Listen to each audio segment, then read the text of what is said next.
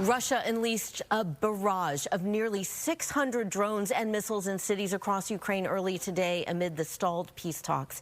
Video posted on social media show fire crews battling huge flames that had engulfed several buildings following one attack in southeastern Ukraine. At least 3 people were killed and dozens of others were injured in the second large-scale Russian aerial attack in just 3 days.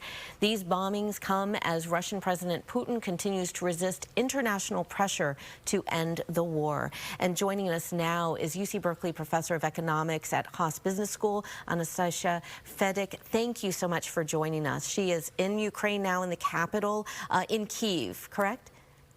That's right, yes.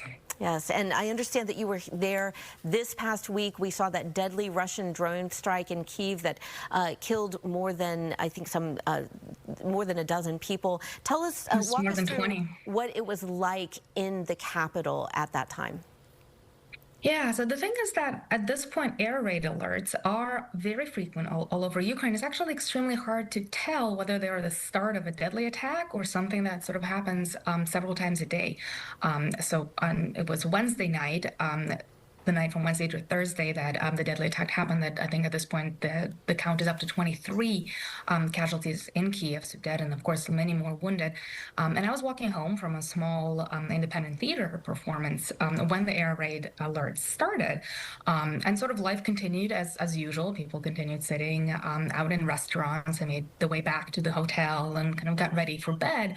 And it was only at 3 o'clock in the morning or so, once we actually heard explosions, that the hotel patrons, and I'm guessing others in other buildings the same, rushed down to the shelter and then spent the rest of the night in the basement downstairs. And of course, at that point, the damage had been done. At that point, those strikes had already occurred and people had already died.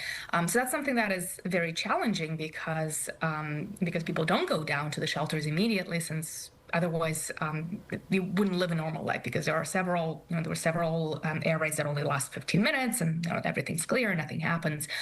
So at this point, we are into the 4th year of the war, and kind of people have adapted, and largely they try to continue life as usual until you hear a very loud explosion nearby, and that must be so.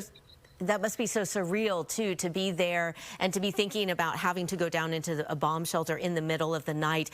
We have seen that there was this meeting in Alaska between President Trump and President Putin that did not result in a ceasefire. I'm wondering if you can tell me what it's like there on the ground for some of the people who are living in the front lines. I know you, your husband, and many other people from the Bay Area have been trying to rally resources for people. Can you talk about those efforts that you and others here are trying to do to make a difference? Absolutely. I'll talk a little bit about the mood here in Kyiv and then pan out to the efforts that we've been undertaking. I think at this point, the expectations are pretty low because we've seen several cycles of basically Putin stringing along President Trump with conversations that seem to go well, and then renewed attacks, and sort of nothing changes.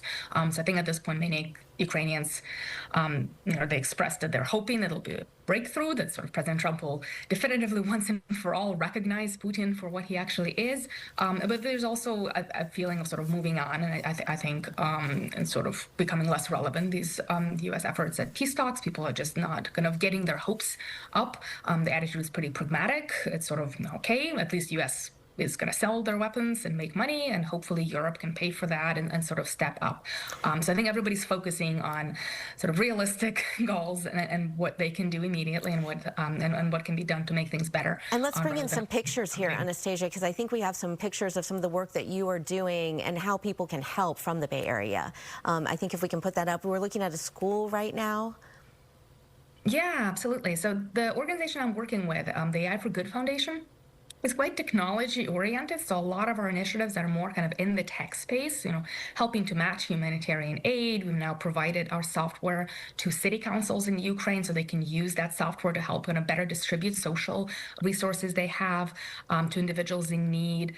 We also have the largest kind of archive of firsthand accounts of the war, people's stories. So we work on war crime prosecution, but also just kind of keeping that history for the future, which I think will be very important, kind of like the Anne Frank diary. And then we're also also do work directly on the ground. So the pictures that you've just shown, those are some of the schools that we run in cities that are closer to the front line. So not in Kyiv, which is relatively safe, but Kharkiv, Sumy, Odessa, Mykolaiv. And those centers allow basically hundreds of kids per year to receive a quality education in a space that is relatively safe. So all of our shelters are all of our